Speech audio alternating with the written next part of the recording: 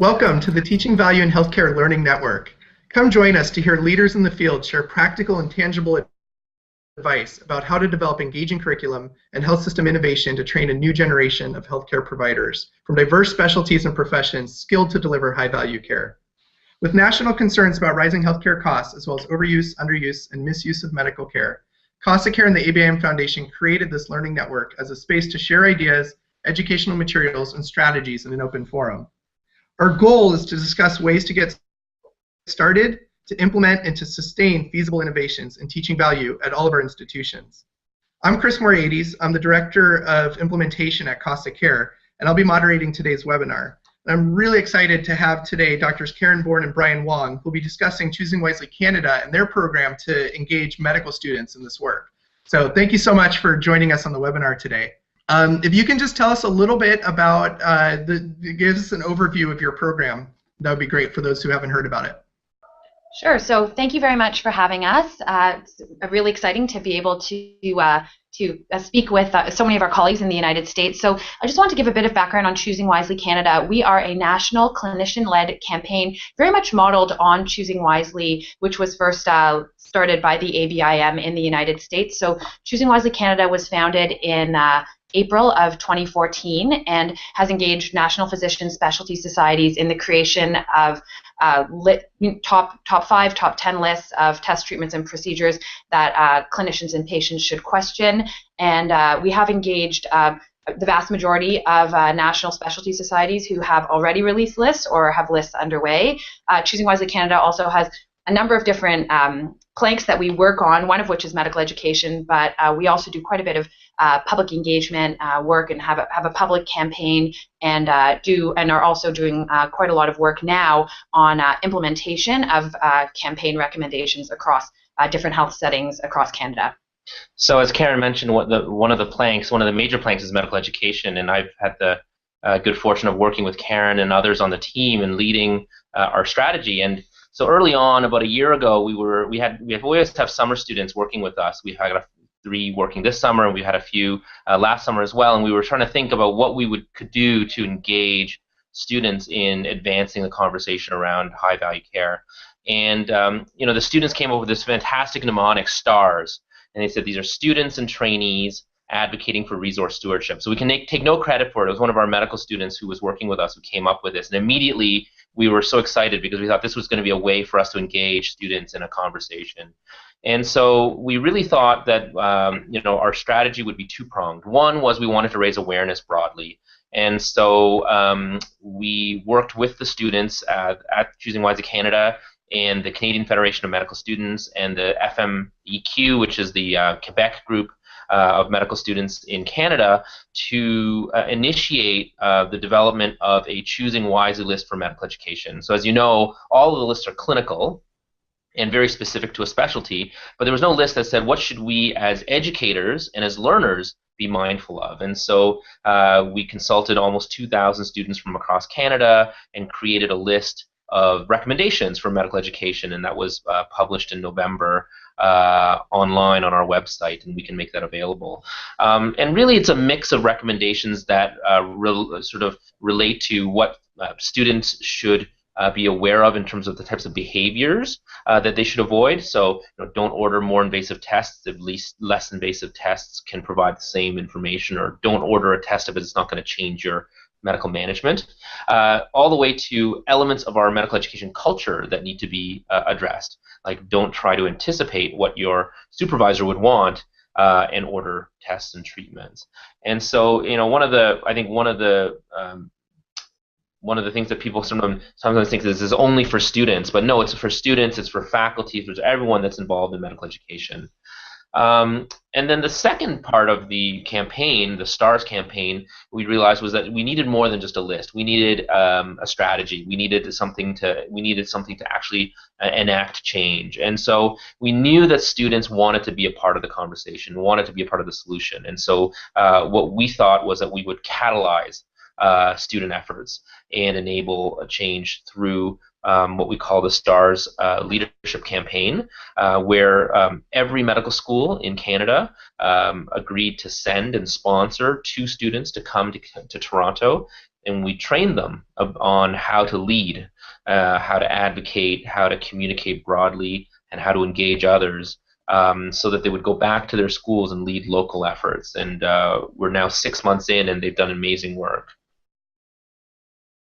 Yeah, that's fantastic. So it sounds like, you took a lot of the sort of framework of choosing wisely that tapped into clinicians and professional societies to come up with their own lists, and applied that into tapping into the professionalism and really the enthusiasm of the medical students to get them to come up with their lists, and create it with you. And it's certainly gotten a ton of attention beyond Canada, right? It's been shared a lot on Twitter and on Facebook, and I think medical students have been looking for opportunities like this to be engaged in the conversation. So it's really great, and a fantastic program.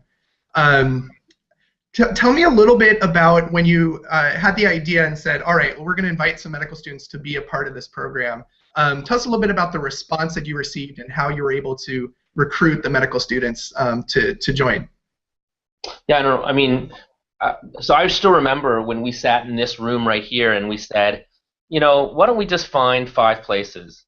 And we know, someone in Alberta, we know someone in Halifax, and we're just going to call them up and see if they'll send a few students.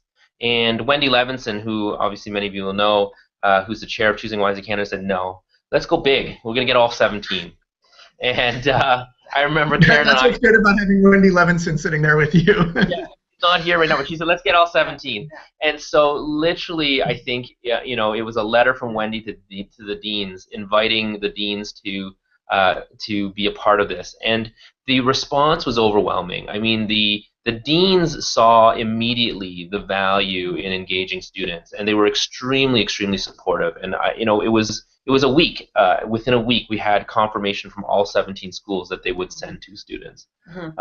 I mean, that's my maybe romanticized recollection of it. But I mean, Karen, I think you'd agree that the support we've gotten from the medical school leadership in Canada has been immense. Mm-hmm. I mean, just an important point to note is that we actually asked the deans for a letter of support for the ABIM Putting Stewardship in Medical Education grant, which funds the STARS program. And based on that grant, Brian and I wrote that grant together, and we, I think, kind of imagined some of the key elements of the program. We wanted to really, I think we used the language of sow the seeds of grassroots student leadership, but our summer students hadn't started yet. So we didn't have the name STARS. We didn't have the name Leadership Summit. We had, the program was kind of sketched out, but it really crystallized with the input of our students. But yeah, I mean, I think the initial support and enthusiasm from the deans from the get-go was just, gave us the confidence to kind of imagine the program in the spring, write the grant, receive the grant, and then we hosted the Leadership Summit about 4 months after that. So things happened rather quickly.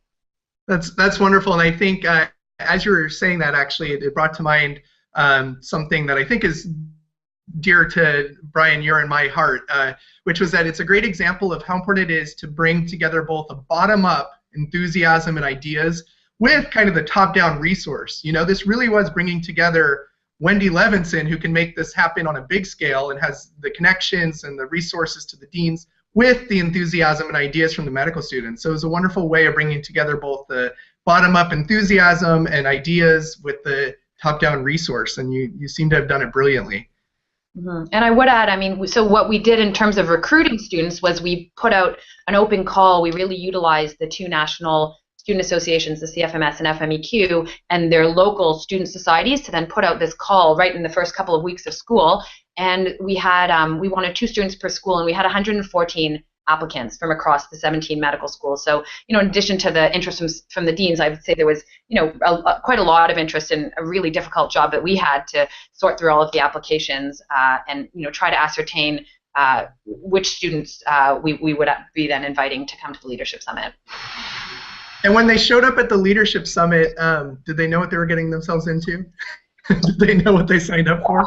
I don't think so. I think we were sort of maybe not deliberately vague, but I think we knew what the end goal was. We just weren't sure how we were going to get there, right? And so I think that all along we just thought, okay, well, if we can just put in place the sort of secret sauce or the supporting elements that we think are necessary. So we thought, well, what do students need to go back and do this? They need to develop some leadership skills.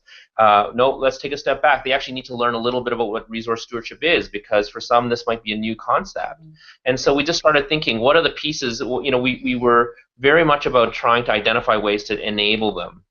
But not be too prescriptive about then what they're supposed to do with those new skills. So we wanted to enable, empower, and really just harness their enthusiasm, and then take credit for it. No, I'm just joking. Like, I mean, no, like, we really wanted to have those students be the effector arms, and as much as possible, just provide them with the tools to be able to do that. And we did a lot of things, and I think some things helped, and maybe other things didn't help as much. But I don't think all the students were clear on the fact that they were going to have to go back and be ambassadors and change agents necessarily. But they all embraced it when they left, I think. Mm-hmm. And another, part of our criteria for the program in medical school in Canada, the majority of programs are 4 years. There are some 3-year programs, but as we know, med students are quite busy, and once they enter clerkship, they're really focused on their clinical work. So we specifically targeted first and second year students in our application materials to say these are the students who we wanted to come. So some of them were so new in medical school, it was November, and they were first year medical students. They'd only been there since September. So I think when you said, were they prepared for it, I think some of them were just kind of getting settled in medical school, and then we bring them to this national meeting where they're interacting with students from across the country. And I think it was a really important time for them to learn and to kind of feel a part of something, and doing so early in their career, I think was pretty neat for the students. So we certainly had a ton of enthusiasm and energy from those first and second year students. Yeah, and I think you nicely kind of encapsulated some of the tensions and some of the design decisions you had to make early on, which is, are these first year students, are these second year students, are they third or fourth? And you have trade-offs, right? If you get them involved early, I think the program can eventually grow across all 4 years as people stay engaged and all the things you pointed out. But also, they're coming in, they really haven't even been on the wards yet, and you start telling them these stories of overuse that they may not have witnessed themselves. So I think that was an important thing, and I know Brian and I have discussed kind of the trade-offs there between who you choose to be involved. I actually want to move real quickly because you joked about taking credit, and you don't do that, but you have very impressive results from that first year, and so maybe you could just tell overall results and/or some specific examples about what students did following that leadership summit at their schools. Yeah, I mean, so again, we weren't prescriptive, and so we initially started to have a series of webinars, teleconferences, where we would start to check in with the students. And really within a couple months, we had already started to get a sense of the germ of the ideas that they were having. And some of these ideas initially started to percolate even when they were leaving the summit in November when they were here in Toronto. But I would say the majority of the students have actually engaged curriculum committees to either initiate changes or actually implement within the first 6 months of completing the summit a change to the medical school curriculum. So integrating resource stewardship into small group learning or case-based learning in a few different schools. And so there were a lot of activities around just looking at the curriculum and seeing where these concepts could be integrated, doing needs assessments related to the curriculum of students and other faculty, all the way to actually implementing changes. And we were really impressed. I mean, it was interesting. We kind of were telling someone about this, and they said, do you know how hard it is to change the medical school curriculum? You know how hard it is to add something? And when you really reflect on that, the curriculum is full. There's never room for more. And yet, in a very short amount of time, these students were able to go back and influence the type of change that we saw around curriculum. But beyond the formal side of things, they did a number of extracurricular sort of changes around creating interest groups, holding campaign weeks, organizing special presentations where they would have a respected clinician at their school, sort of give a talk and then answer questions about, stewardship and overuse. We saw schools coming together. So, for example, the 4 schools in Quebec would kind of come together, and one school would host a session and broadcast it to 3 other schools. So we started to see this network of students really start to work together to not just work within their own schools, but across schools, and that was really exciting to see the collaboration.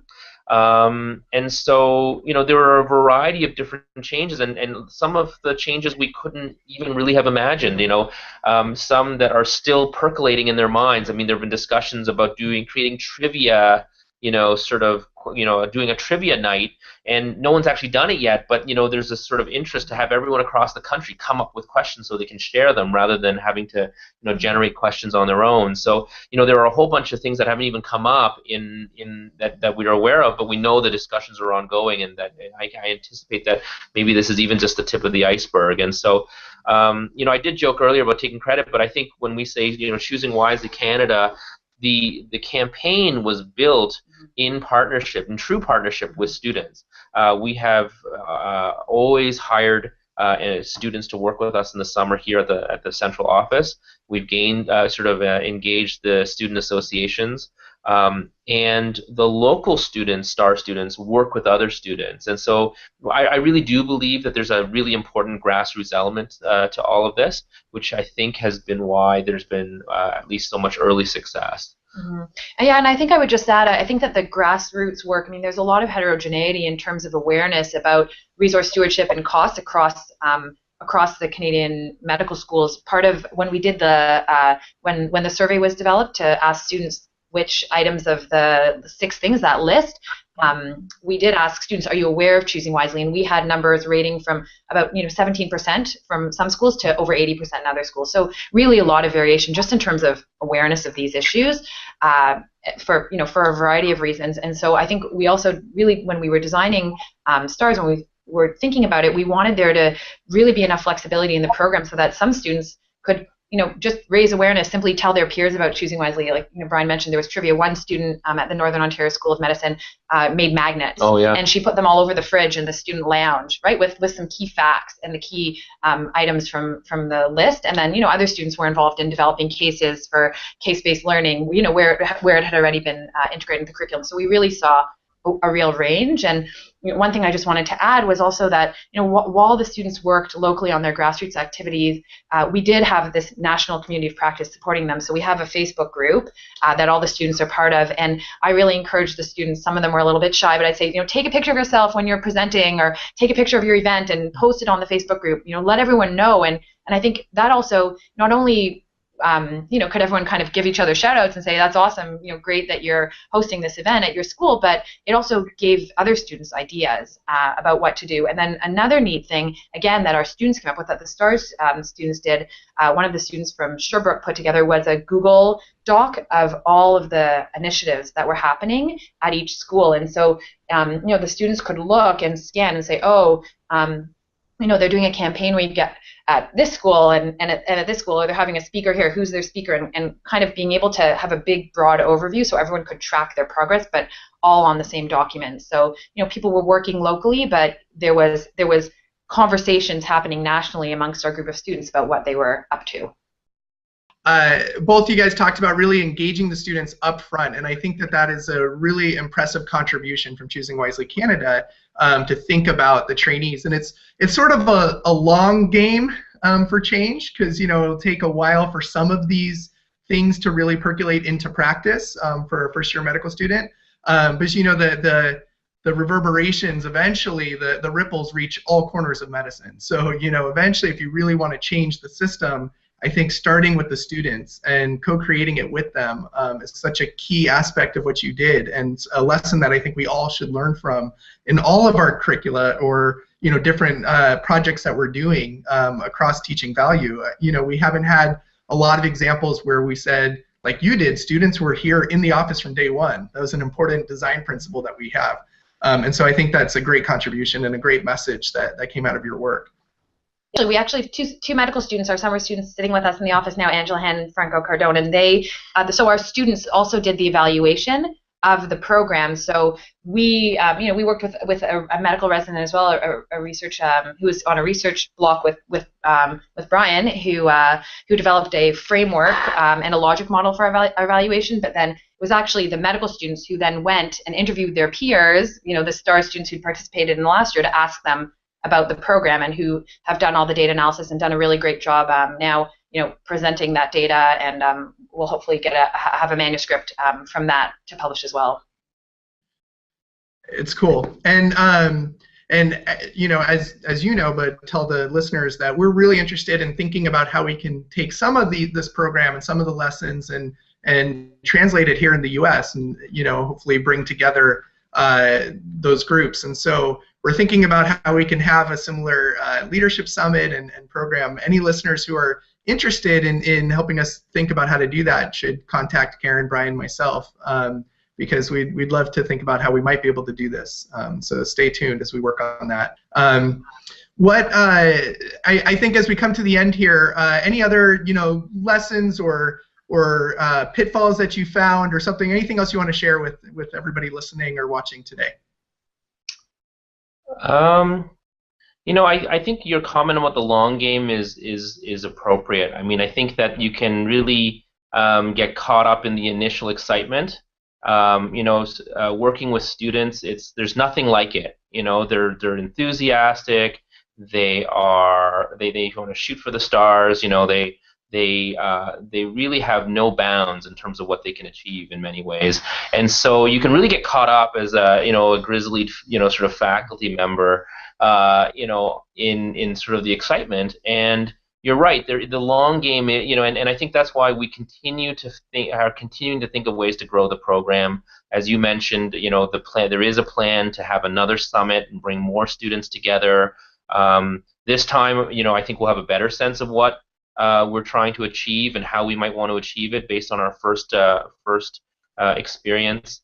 But the fact that this is something that's going to have to continue to build and grow is something you have to just keep in mind. You're going to see some early wins, mm-hmm. but like you said, to reach the corners will take a bit more time. But it's just such a really gratifying sort of opportunity to be able to work with what really are the next generation of clinicians in sort of shaping our healthcare system and our medical education programs.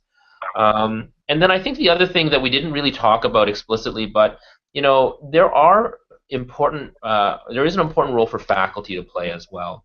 We're talking to the students, we're talking to the trainees, but I know a lot of listeners are faculty members. And these students, when they come back, they need receptor sites, and they need people to kind of shepherd them through the system. The medical education system is complex, just like the healthcare system.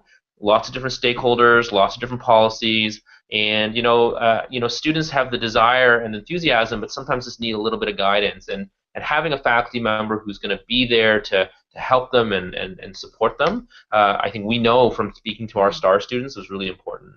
Yeah, I would just echo that. I think we did, as we've discussed, we did have the support of the deans, and the deans helped fund the students, but that was actually an afterthought. After the leadership summit, we got together and thought, oh my gosh, we need to get some faculty, and luckily Brian has many peers and friends, and Choosing Wisely Canada has a network, so we pulled it together rather quickly and were able to connect the students with the faculty. But that was something that we hadn't thought about, and wasn't part of our initial program design, but I think we found later was a really important lever for student success locally. So that certainly is something that we would like to incorporate further. But there's always that tension, I think, between the as we've been discussing, between the grassroots and bottom-up approach to this, and then the top-down. But I do think a faculty member who can work with the students, help them as they kind of problem solve and work through some challenges, has been really, really key.